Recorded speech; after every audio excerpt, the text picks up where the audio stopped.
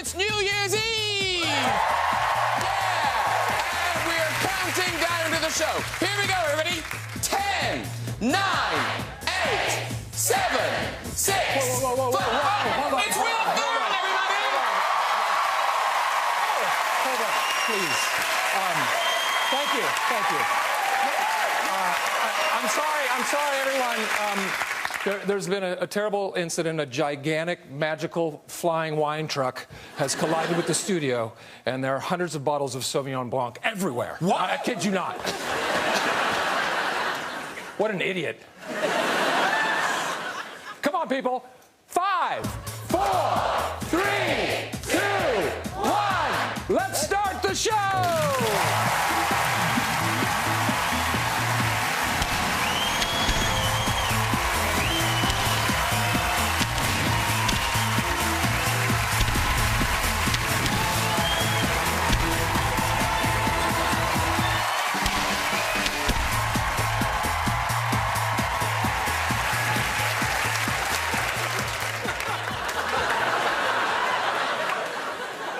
Good evening, one, and good evening, all. Welcome to the show.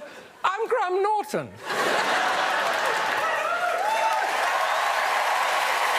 have a fantastic show for you tonight. Some amazing guests, including a handsome young man who's making quite the name for himself. That's Will Ferrell.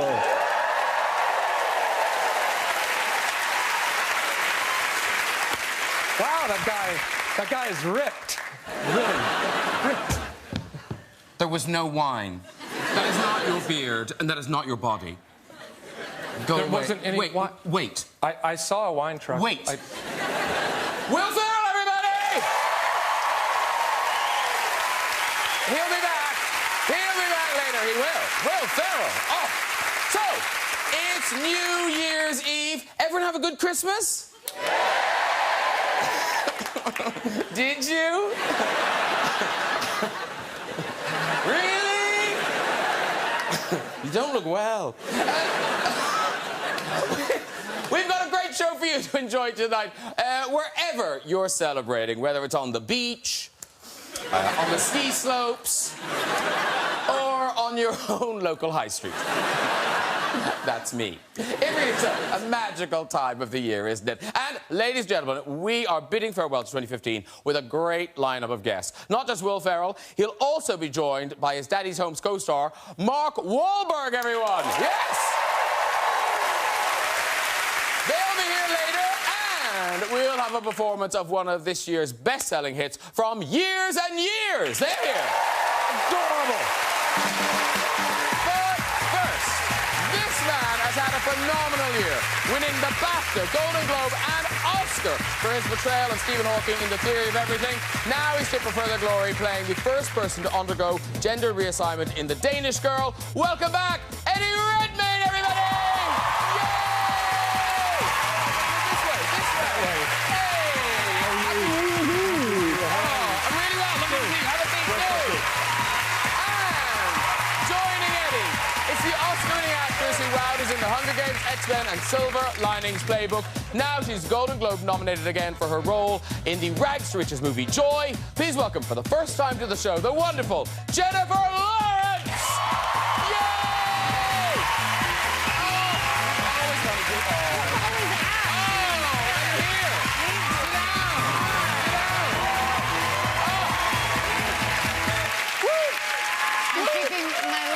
Here, because I think we're going to be here for a while, right? I love that emergency lipstick. I did, yeah. I should hide it from the camera. Yeah. And if you guys don't know, this is where babies come from. No, showbiz babies. I'm so happy I picked this dress. It's a nice sparkly... I'm just going to get drunk and then I won't care. Yay! It's New Year's Eve! Yay! Don't forget that. I don't know. I really hate New Year's Eve. I've never had a good New Year's Eve. Always a disappointment. It's always disappointing. Everybody's always, like, chasing a good time. Jennifer, on message, this is New Year's Eve. People are watching this. I'm on the Graham Norton show. You're depressing them now. They're thinking... Do people think this is how I'm spending New Year's Eve? No. That's my point. That's so sad. I know. Now they're thinking, no wonder she hates it. Yeah. No. So in real life, you're doing nothing?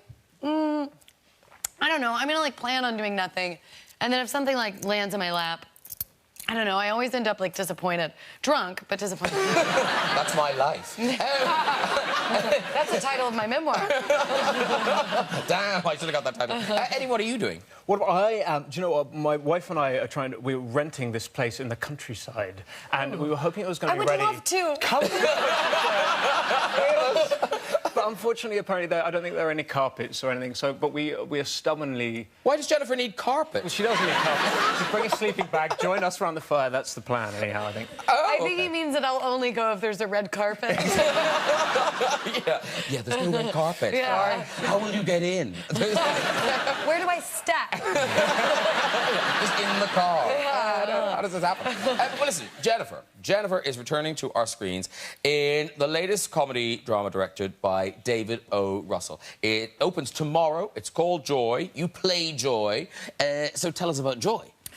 Joy is the story of Joy Mangato, also inspired by other women who inspired David. And she is a mother of two working at Eastern Airlines. She gets this brilliant idea for this mop, and it's about her journey to kind of make it happen. And then the story of success afterwards. I have now had far too much whiskey to promote this movie. No, but what's great about it, because it is a true story, that you think you know where it's going, the plot. Yeah. And then it's just like, what just happened? It's a mad story. Yeah. Thank God that's not what I said. I think you know what's going on, and then it's like, yeah. That's how I feel like talking about it now. You're totally right. Yes.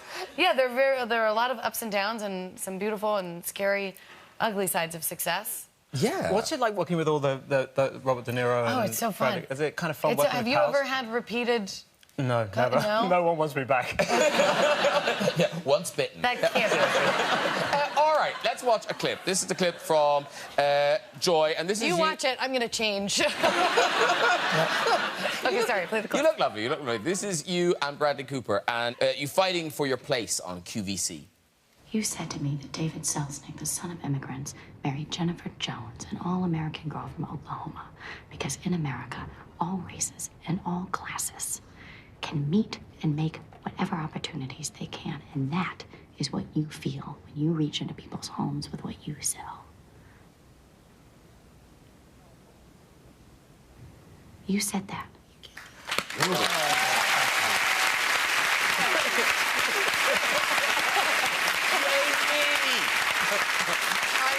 I should have symbols. I'm fantastic. God, I'm useless. You're so good. You're so good, and so good in this. Thank you. And of course, the third time you've worked with David O. Russell. Yeah. And it sounds like when he's directing you, he doesn't really have a filter. Did he ever have a filter? He certainly doesn't filter anymore. No, he doesn't have a filter with anything. But he's just pure cinema. He's just pure. I think it's really lovely because I grew up like doing sports, so I don't. Whenever directors try to get like emotional and like, I think that your character would be at this point, I'm like, what does that mean? Like, David's just like, that sucks. You know, that makes sense to me. And I'm like, okay, got it. Do it better this time. No, he doesn't really say that to you, does he? Of course. But he was breathing behind me when we were doing the diner scene on Silver Linings. He's behind the booth laying there, and he has a monitor, and he goes, and I can hear his breathing. I'm like, oh, he doesn't like this. And then he would go, oh, it's bullshit. Oh, it's just bullshit. And then I would just be like, what do you want? And he'd be like, just do it without bullshit. And then eventually I learned that meant lower my voice a little bit. And so now we just always work together because he knows bullshit equals lower voice. Yeah. I bet you Eddie's one of the, you like the chatting about it, don't you? I need to be like mollycoddled and told I'm great in order for me to do anything. No, you do I not. promise I do. I'll Jen. never forget that head smack.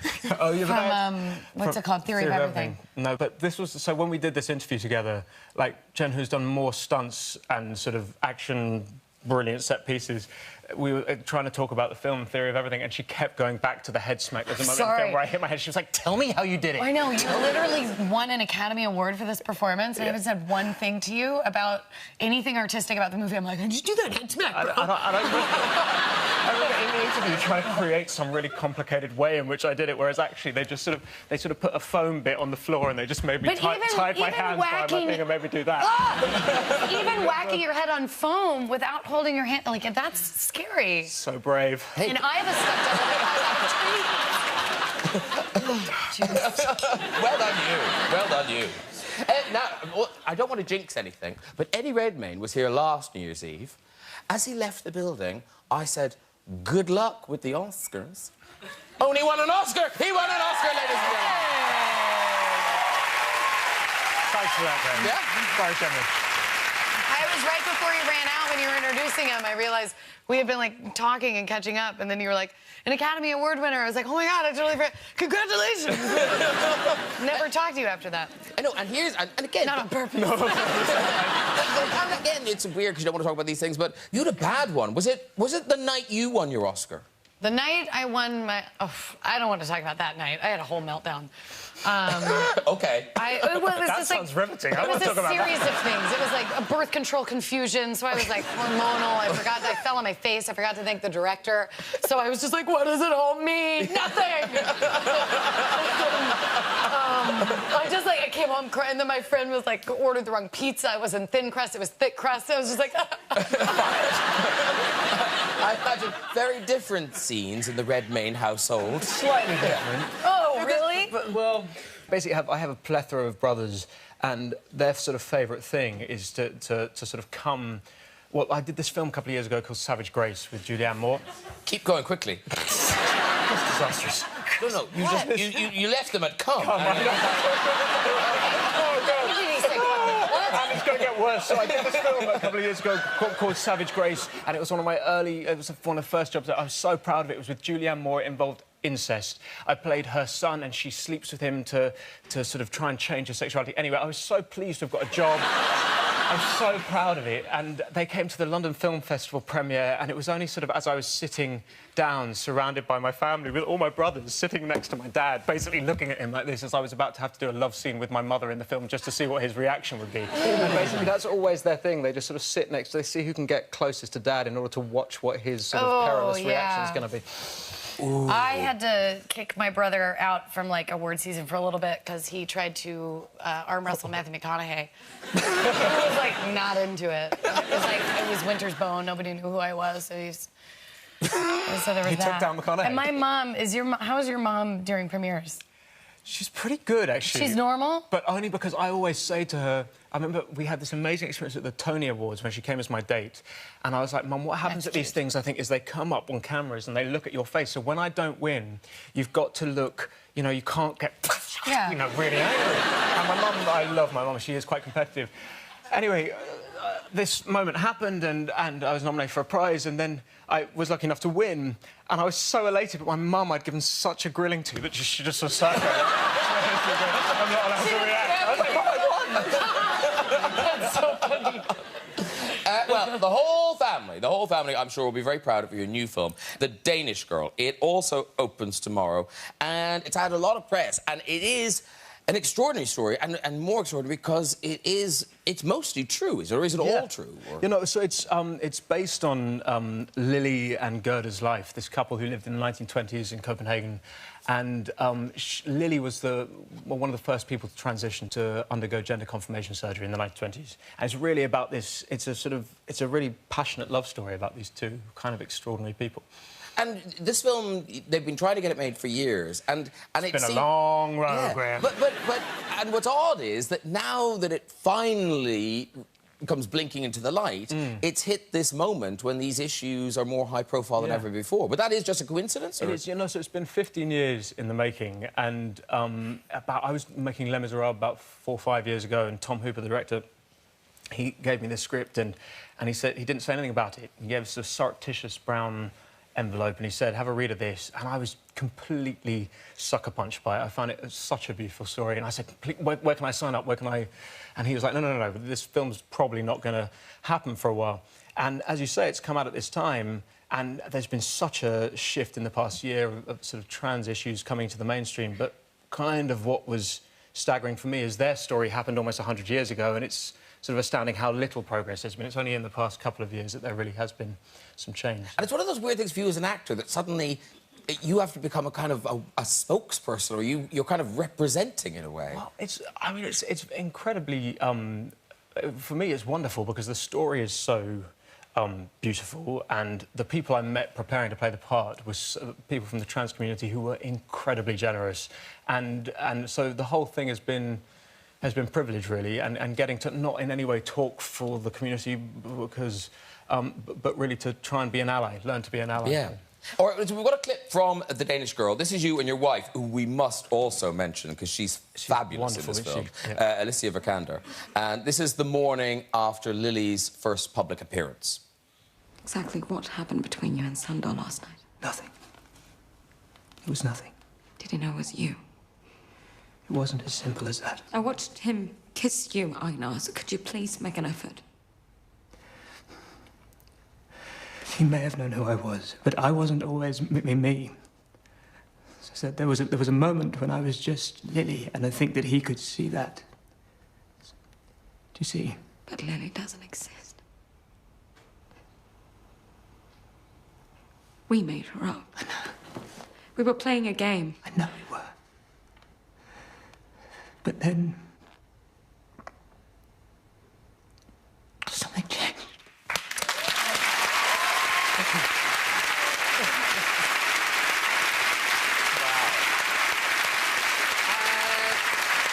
As I've already said, that comes out tomorrow as well. Now, the thing is, because it's so unusual to have two such young Oscar winners. You know, this is normally something that happens That's why later. we're friends. Yeah. You're part of an elite club. But the other thing you share is quite short-lived careers in modelling. Oh, I thought you just said short Yeah, careers. Wow. I was like, ooh, oh. Happy New Year. Yeah. So because you... Now, what was your big break? Was it Where are we going Vogue, with this? Esquire?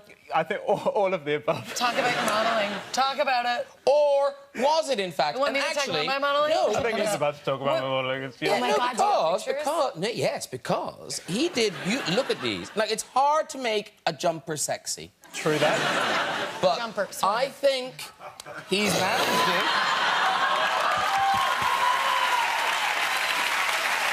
Has wool ever looked hotter? I mean, seriously. Here's the thing. Your sweater has eyeballs. That was a high point. But I think you my can actually God. still buy that, and it's the point of that is you can learn to knit it yourself. So you guys can take one of those home and knit it yourself. Right, so I can buy the sweater, and then I have to do it myself as well. No, actually, there's a classic thing in here. So, you know, when you want something for Christmas and you say to, like, your mum or your granny, something, oh, I'd really like a really trendy sweat top. I'd like a really nice, trendy, zippy up set top. And then they knit it for you. No!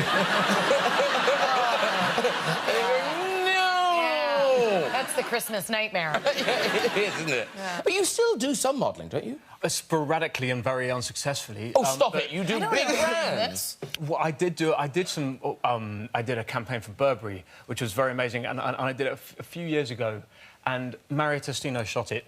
Oh. And I remember doing it was when I was just starting out, and in this photograph there was a model and me, an actor, wannabe actor, and a musician. And Mario Testino, who I'd never worked with, who is one of the most extraordinary, brilliant people, but he's just almost, in that moment, he was almost like a sort of parody of himself. So we had to run and jump for the photograph. And he goes, he's literally got the camera there, and he goes, OK, so darling, you supermodel, you rock star, Eddie, you movie star, I'm Mario Testino, and 1, 2, 3, go! I left into the air. These two sort of pros, and me with this... But he gets the photos because they're so natural, ones of sort of shock and minor despair and wonder, I think, at the same time. Because you don't have my pictures. No, I don't, because... And I'll tell you why. Yes, tell us why, because a really amazing job to get. I was an Abercrombie model. Get in. Abercrombie & Fitch, ladies and gentlemen, yeah. Don't make your hoots. Wait till we get to the story. Preemptive hoots. So my pictures never came out. I did like the whole campaign, and the pictures never came out, and I didn't know why. And my agent wrote and asked why, and they literally only responded with the photos. Because they, like, their whole, like, idea was, like, we want real people. So they you know, they like got, I don't know, we were like on a beach and then they threw us a football and they're like, play football. And all the other models were like playing football like in a pretty way, you know, like, and not me. I was, all of the photos, I've got a red face, covered in sweat, my nostrils are flared, I'm like, back of a picture. And like at one point a girl yelled, just get her away from me. Well,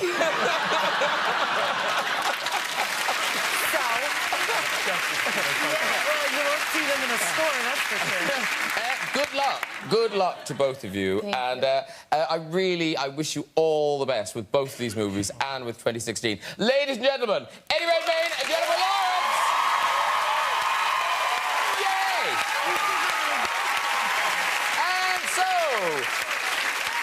so to my next Hogmanay guest, Will Ferrell has made us laugh with films like Elf, Old School, Talladega Nights, and his star turn as legendary anchorman Ron Burgundy, while Mark Wahlberg is a multi-talented actor-producer who's given us drama in The Fighter, action in The Departed, and comedy in Ted and the Other Guys. Now they're back together in the hilarious new movie Daddy's Home. Here's Will as a stepfather trying to impress the kids in front of real dad Mark.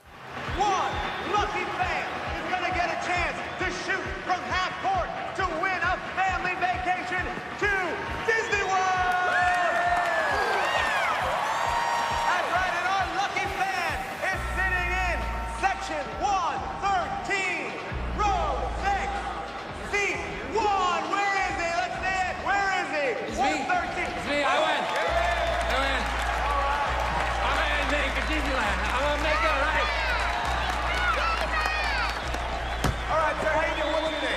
First off, I love my kids. He loves his kids. Let's give it up. This one's for Dylan and Megan and Sarah and Dylan. Nothing but that. All right, he's going for it. Nothing but that.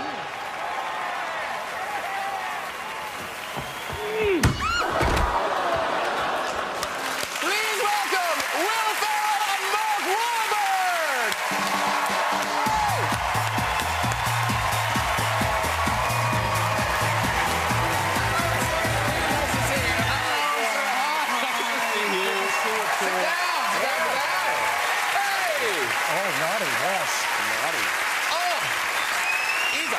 Yes, yes. Yes. I know. Yes. I know. It's a little later. It's a little later. So we thought we might roll out some real drinks because, Will Ferrell, you have a bar in New York dedicated to you. Apparently I do, yes. Have you been? I haven't been. That seems almost rude. Yeah, it's a little... They don't want him to come. It's a Will Ferrell themed bar, but they don't want Will Stay Ferrell. Classy, right? Yeah, Stay Classy in New York. Is that what it's called? Stay Classy in New Okay, York, yeah, it is. Well, we've got a selection. We've got a selection of cocktails. You've been? Yes. Oh. Have you really I was been? invited, yeah. Oh. I haven't been invited yet. I can offer you, there's a cocktail called Great Odin's Raven. There's Smelly Pirate Hooker. There's a Whale's Vagina. Or, my favourite, I Piss Excellence. Do you fancy any of those? Well, I've got to go for a whale's vagina. A whale's vagina is... That's the whale's vagina. Okay. No. That's a Smelly Pirate Hooker, that one. Yeah, give me the pirate. Okay, have a Pirate Hooker. And I'll have Piss Excellence. How is your whale's vagina? From what I remember, that's exactly... it should taste like. Yeah. Cheers. Oh, it's very potent. Yeah. And Happy New Year's. Happy New Year, yeah. everyone. Happy New Year. So now, of course, Christmas is gone. How was Christmas? Mark Wahlberg, how was your Christmas? Christmas was wonderful. Yeah? Yeah. What was your best present? I didn't get anything. No more. I didn't get anything. And I didn't give the kids anything. I figured, why bother? Yeah, tough love. No, exactly. Tough love at the Didn't we moment. just do this last year? And they're Come on. not going to remember anyway. Do something original. Yeah. But Christmas for you must be amazing, because you're Elf. Yes, I'm Elf. But that's too scary for my children. They don't. Well, it's not too scary for mine. How do I get Elf to show up to my house so I can be cool? 50,000 euros. That's not a problem. Yeah. Do you have the tights on under the suit? I have the tights on right now. Yeah. I've been wearing them since Christmas Day. It's Christmas time. Yeah. Oh, now, as as I say, the two of you brings us a festive treat in Daddy's Home, and it's in cinemas everywhere now. And it's a very kind of modern family comedy in that it's about the idea of a stepfather coming face to face with the biological dad. Yeah, yeah. It's kind of, I mean, the story of kind of the blended family that we're, you know, coming across more and more. And yeah, I'm the stepfather to your kids, and I pride myself on being the world's greatest dad. I cry a little too much. I'm very emotionally available, which is sickening. And then Dusty comes into the picture. Yeah, who is like a real man's man. Yes. Yeah. Yes. And I have to say, it's really, really funny. Lots of big laugh out loud moments, like the moment in the clip we just saw. Right. And that, which people thought was real when we were filming it. Yeah, we shot at an actual basketball game, and we only had 6 minutes. So basically said at halftime, stay in your seats because you can be in the scene of a movie. But they didn't tell them what we were doing, and then all of a sudden Will stumbles onto the court pretending to be drunk and hits the cheerleader. I had at least 5 or 6 whales' vaginas going in. And it just went viral. People were, you know, going crazy all over the internet. People thought I'd wandered into a live NBA basketball game and had taken the liberty to peg a cheerleader in the head, and that I should be severely reprimanded, which I couldn't argue with. But also, like, it's just as well you are good at sports, because, you know, if I was trying, it would take me forever to try and hit that cheerleader in the face. He hit that poor girl about 5 times in a row. I said, I think we got it on the first take. He's like, no, I need another. I don't think she wants to do it again. I just need one. She did. One more. She told me she did. Okay? Yeah. Now, listen, you're both dads yourself. And, Mark, we've talked about your parenting style. You're firm but fair in the Wahlberg household. But you are very involved. Like, you're very hands-on. You go to all their sporting games. Oh, absolutely. Yeah, but they're not liking me at the games anymore. I get a little too crazy. I get a little too passionate. Well, no, because they've taken pictures of you. Oh, God. This is, like, there's another picture. Look at it. You're really going for it in this next one. Look at that. Yeah. You do kind of like, you must know. When you were coaching? I'm not coaching. I'm on the sideline. You're just on the sideline. I'm just with the other parents. Okay. My wife always, she'll take, because I bring these chairs, she takes a chair and goes and sits down the other end. She acts like she doesn't know me. Everyone knows you, so don't you think you should just tone it down? I can't help it. I've been there. We just played in the championship game, and I couldn't even eat. I mean, my stomach was in butterflies. He's 9. My stomach was in butterflies, and oh God, it was crazy. I lost my voice for about a week, screaming, yelling. Or did they win? No. So I had to beat him. I had money on that freaking game. So did I. Yeah. Little red button thing like, is Mark joking? Because, Will, you coach. You coach. I coach. I've experienced the same thing. You forget. He'd be the worst coach. Why? Because they could be down 20. Don't worry, guys, you're doing really good. You know what? There are a lot of positive things happening. Why are you crying? It's okay. You learn more from defeat than winning.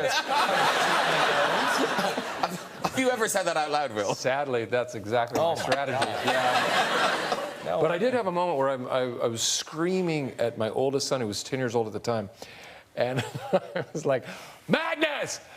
Magnus! Magnus! And he stops in the middle of the game. He's like, what? And I realized I had lost my mind, and I just said, never mind. Just try to get closer to the ball. But it's hard. It's hard to not get wrapped up in the excitement. And also, it must be hard because, like, everyone must recognize you at a game. Usually, I was growing my mustache out for Anchorman 2 and coaching on the sideline, and the opposing coach was like, "You look familiar," and I go, "Yeah." Are you that actor? I'm like, I think so. And he said, "Is that mustache real?" I said, "Yes. Why would I be wearing a fake mustache at a kid's soccer game?" It's happened. Honey, hold on. I got to put my fake mustache on so that I'm unrecognizable. And this is your second movie together, so you obviously get on. Yeah. Yeah. Swimmingly. Good. Yeah. I'm happy to hear it. But you have offended co-stars, Will Ferrell. Like, was it Harrison Ford? What happened with him? Oh, yeah, this was not good. You were from Harrison. He shot on the first day of Anchorman 2, and we were all very nervous to work with him. And that's him, by the way. Yeah. Audiovisual age. Yeah. That's him. And he came into the trailer, and, you know, it's Harrison Ford, right? And I'm very diligent, as is Mark, when we're filming, like, go to bed early, don't usually go out to dinner. And he, as he's getting his makeup up, he's like, dinner? And I'm like, no, I'm good. I have something in my trailer. And then he leaves, and I realize I just turned down Harrison Ford for dinner. That's the end of the story. It's kind of worse than that, isn't it? Because it's not like you're saying you had other plans. You're just Not saying, at all. I'm going to eat something. I'm going to eat a bad styrofoam case full of food provided to me by catering. I'm not going to choose to have dinner with you, Harrison Ford, where you can regale me in stories. I'm choosing my boiled chicken. Yeah. Have you seen him again? I haven't. I've tried to find him. I have. Have you had dinner with him? Yes. What has he said? He told me to tell you to go fuck yourself. And that you are a pompous, arrogant piece of shit. I love that Mark will say this. And then I look down. My next question is, Mark Wahlberg, you had an extraordinary gig a few months ago. Oh, with the Pope? Yeah. You hosted the Pope. Yes, I did. Did the Pope recognize you? No. He hasn't watched television since the mid-'80s. Except he does love the Graham Norton show, and he's going to be appalled at your language. I already apologized for my language in the movies that I've done. I didn't know if he was a movie fan or not, and I was hugging this young boy who has an amazing voice. I mean, really a gift from God, and all of a sudden, he comes out and goes, I really loved you in Ted. I said, this kid's like 10, 11 years old. I said, that's inappropriate for you to watch that. And then I had to apologize and explain myself. And did you hang out in any sense? No, we had a brief encounter, was able to say hello, and we exchanged some pleasantries, and that was pretty much it. I've met presidents. I've never seen so many people from all walks of life, 2 million people were at this event, to come to see, just to get a glimpse of this man. Wow. And he was on the move. Originally, he was going to leave, and they started basically cutting bits of the show as we were going. I'm hosting the show, so they're telling me, well, this is going and that's going. But then, what is his name? That wonderful singer. Tony Bennett? No. Josh Groban. Josh No. Groban. Placido Domingo. Harry from One Direction. You're making me make it harder to remember. Sorry. What kind of music? Opera. He's a wonderful gentleman. He has a problem with his eyes. Andrea Bocelli. Bocelli. Yes. Why don't I problem with his eyes. he's blind. Kept bumping into things. He's a problem. Yeah. So anyway, then the Pope decided to stay, and then Bocelli kept going and singing more and more songs, and then they had a moment together. Because he couldn't see the signal to stop. That's what the lady was doing. Yeah. She was like, I thought she was. We're good. I thought she was. The Pope left.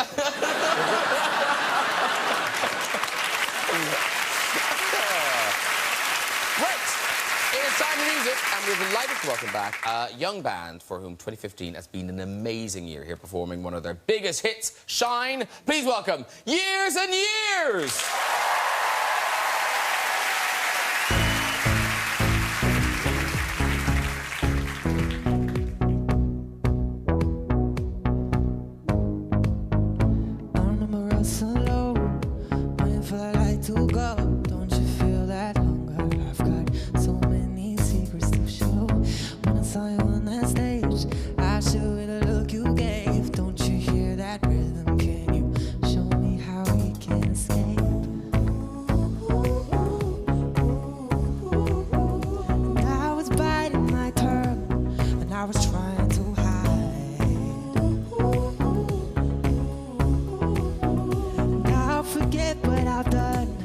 I will be redefined, 'cause it's shaking the sky, and I'm following lightning.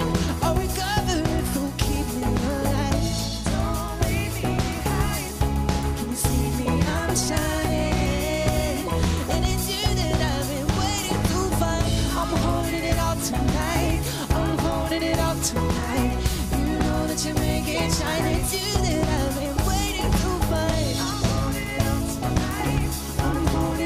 tonight. You know that you make it shine. It's you that I've been waiting to find. Now we can hear that sound, and now that you're gonna hold me down, you can pull me under, you can raise everything to the ground. Everything I can arrange, and every part of me you change. Just hold me together, tell me that you'll always want me to stay.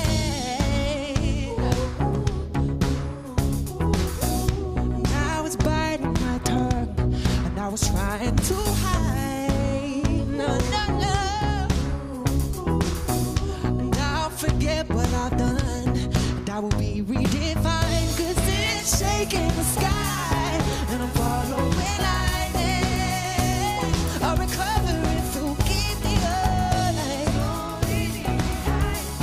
Can you see me? I'm shining, and it's you that I've been waiting to find. I wanna be the one you steal. I wanna be the one you shield.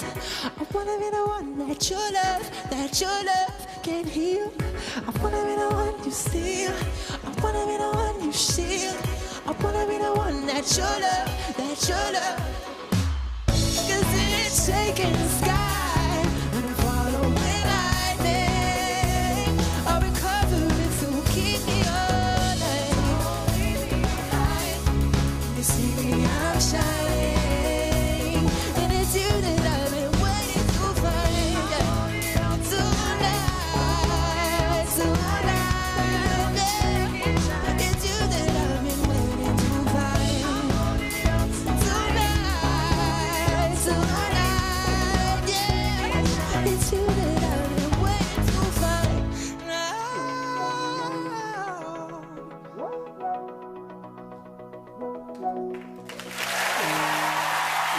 Thank you. Years and years. Well done, guys. Come over and join us, do. Oh, come on, guys. Come on, do. Well done, well done. Well done, well done. Thank you. Well done. Have a seat, do. There you go. Years and years. It's Mark Wahlberg. It's Mark Ferrell. Hey, how are you? Nice to meet you. Sit down. Well done. Happy New Year. You good? You Hi. good? You're all good? Yeah, yeah, yeah. Oh, sorry. Oh my gosh. I'm quite emotional. I was going to ask you what was. I was going to ask you what were your highlights of 2015, but this is probably it. That's it. There, this is it. This is it. Still got his hand on my back, by the way. That's just comfort. Aw. But it has been an amazing year. Because this time last year, people didn't. Well, I certainly didn't really know who Years and Years were. Oh, cheers. You don't know who we are, though. Oh, no. That's what we're singing He that does song now. on the way I over do here. now. Yeah. Oh, I'm all in. Yeah.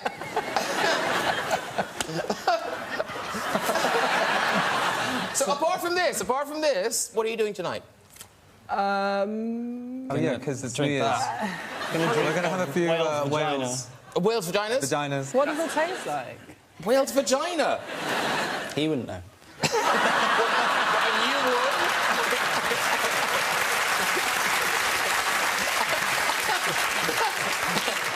Oh, right, that's a gay thing. Yeah. Why would he know what a whale's vagina tastes like? Not like me. Herman Melville over here. Okay, this is midnight fast approaching, so let's have a final visit of the year to our big red chair. So, who's here? Oh, hello. Hello. You're on the television. I know. Woohoo! Happy New Year. Happy New Year. What's your name? My name's Alex. Alex. Lovely. Are you from Scotland? Yes, I am. Home of Hogmanay. And what do you do? I'm an engagement manager for a students' union. Oh. She's not What does she dressed right say? for the red chair. What do you want her to Looks wear? like that skirt's going to go flying over her head when she gets to the Well, we may find out in a minute, Mark. you keep your eyes on the prize and...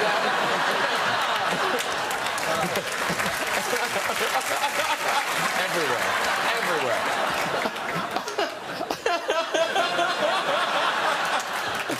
Okay, do you have a New Year's resolution? Yes, it's to not be so vain. Not be so vain. Yes. Okay, off you go. Okay, so a couple of years ago when I was at university, my friends Catherine and I were cycling to netball practice. So... It's on nothing. It's on nothing. We really didn't. we didn't. Okay, who's up next? Hello. Hello. What's your name? I'm James. James, all right. And where are you from, James? I'm from London. Okay, lovely. And what's your New Year's resolution? So my New Year's resolution next year is going to be never to get in a helicopter with Ed Miliband. Good resolution. We could probably all make that resolution. Sure. And probably keep it. Okay, why... Miliband! If Ed Miliband turns on the TV now, he'll be so amazed. They remember me. His resolution will be not to get in one with me. Oh, okay. So what happened? What happened? Sorry, yes. So I used to be an army officer, and when I was a captain, I used to be the aide to the commander of British forces in Afghanistan. Oh, yeah? Okay. Ed came out to visit. I was managing his visit, and I'd called in a helicopter to take us to the next serial. But then I realised that the day before I'd had Afghan food, and I had a bit of a gurgle in my stomach. And I ran towards the portaloos that were the one side, just the other side of the helicopter landing site, but I didn't make it. And I ended up being covered in what you can imagine you get from eating too much Afghan dairy. Anyway, I heard the helicopter come in to land. So, just 1 second, let me just explain. He shat himself. He shat himself. That's very clear. Yeah. Where's Ed Miliband? So I heard the helicopter come in to land. Ed Miliband's there. Oh. You missed that bit. Ed Miliband was visiting. Yeah. He's visiting him. Yeah. He's now shat himself, and a helicopter's landing. Who? He has or Ed Miliband? No, he shat himself. Ed Miliband dry as a bone. Good as gold. For now. I'm with it. Yeah. I'm with it. So Ed's at the HLS with all the party, all the press, everything like that. I have to run covered in my own shit all the way to the helicopter, run onto the helicopter, and I get on and I go right to the back. But who comes and sits next to me but Ed? Oh. And as you know, if anyone has shit themselves, once you've started, once that's gone, you can't stop it again. So he sat there next to me, he knows, and it comes flowing out again as the helicopter lifts off. Wow. And the grooves of the Chinook, it's going up and down, There's only one person that knows it's me. There's the girl that's the door gunner, the RAF door gunner. She's just got her eyes burning into me, just knowing exactly what's happened.